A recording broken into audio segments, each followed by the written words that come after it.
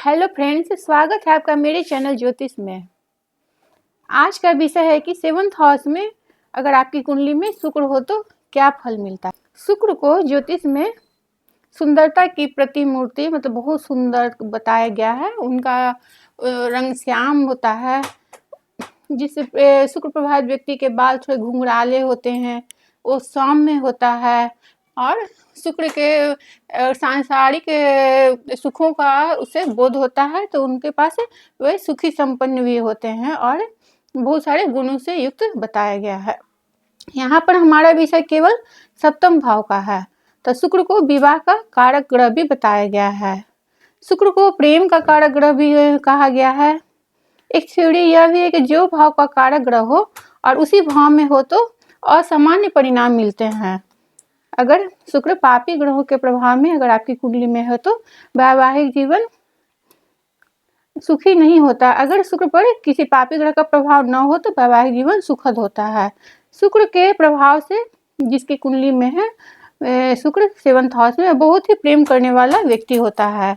अगर पापी ग्रहों जैसे शनि मंगल इत्यादि राहु केतु का प्रभाव हो तो कुछ रोग भी वो दे जाते हैं। उसे सुख को उपयोग करने में वो बहुत ही अपनी रुचि होती है।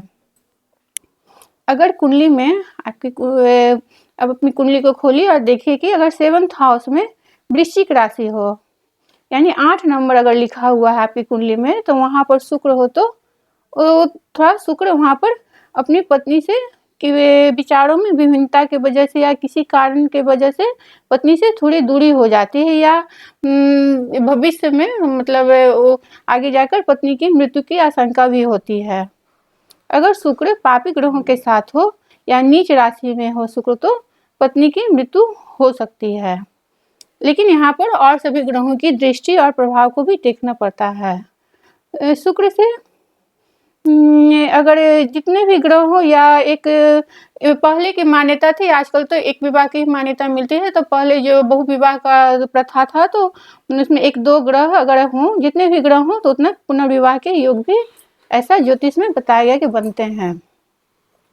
अगर आपकी कुंडली में अगर शुक्र 7th हाउस में हो और वहाँ पर शुभ ग्रहों की युक्ति में हो, तो जिसकी कुंडली में ऐसा योग होता है उसका ससुराल जो होता है वो संपन्न होता है। विवाह में उसे पर्याप्त दहेज भी मिलता है या संपत्ति कहें तो संपत्ति प्राप्त होगी, और उसे सुंदर सौम्य प्रकृति की पत्नी के योग भी होता है। अगर आपकी कुंडली में अगर 7th हाउस में शुक्र और वहाँ पर गुरु भी लिखा हुआ है यानी बृहस्पति लिखा हुआ है युति में हो, तो पति पत्नी दोनों ही अच्छे कैरेक्टर के होते हैं। यहाँ पर यह स्थिति को बहुत ही उत्तम बताया गया है और शुक्र के वजह से उनमें सुंदरता आ जाती है और गुरु के वजह से उनमें जो पत्नी होती है उनमें गुणों का भंडार होता है, यानी सर्वगुण संपन्न पत्नी की प्राप्ति होती है। अगर आपकी कुंडली में 7th हाउस में शुक्र चंद्र की युति हो, यानी शुक्र भी वहाँ पर बैठे हुए हैं और चंद्र भी बैठे हुए हैं, तो उस पर किसी क्रूर ग्रह की दृष्टि न हो, जैसे शनि राहु केतु आते हैं, तो पत्नी बहुत ही सुंदर होती है। शुक्र चंद्र दोनों ग्रहों को सुंदरता का प्रतीक बताया गया है, इस वजह से सुंदरता में और 4 चांद लग जाते हैं। अगर आपकी कुंडली में 7th हाउस में मंगल शनि राहु या केतु शुक्र के साथ हो तो यह अच्छी स्थिति नहीं कही गई है।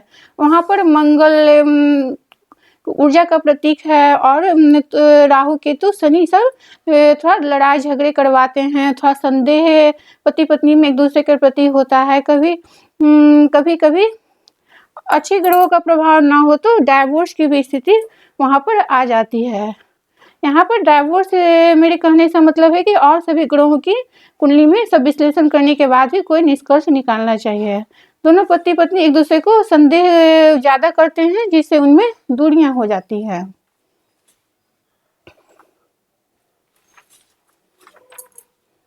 अगर उच्च का सूर्य 7th हाउस में बैठकर यहाँ पर मालव्य योग जो पंच महापुरुष योग में आता है यहाँ पर बनाता है। इस योग में अगर जिसकी कुंडली में यहाँ पर शुक्र अगर 7th हाउस में मालव्य योग उच्च का बैठकर बना रहे हैं, तो इस योग के रहने से व्यक्ति अच्छी शिक्षा प्राप्त करता है। उसके घर में वाहन का सुख मतलब अच्छी शिक्षा मिलती है, घर परिवार अच्छा होता है, वाहन सुख भी अच्छी होती है, अच्छी संतान भी उन्हें प्राप्त होती है और अच्छी जीवन साथी की भी प्राप्ति होती है। लेकिन जिनकी कुंडली में ये होते हैं उनमें सभी सुख वे प्राप्त करते हैं और जीवन उनका सुखद होता है। लेकिन ये अपनी पत्नी के साथ ध्यान रखते हैं, लेकिन और भी इसमें उनकी रुचि थोड़ा रहती है।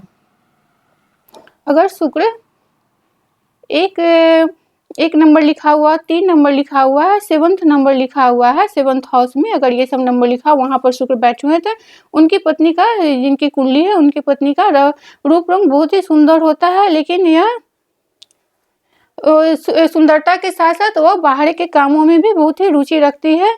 यानी एक तरह से कहा जाए तो ये बहुत ही अच्छी पत्नी की प्राप्ति होता है।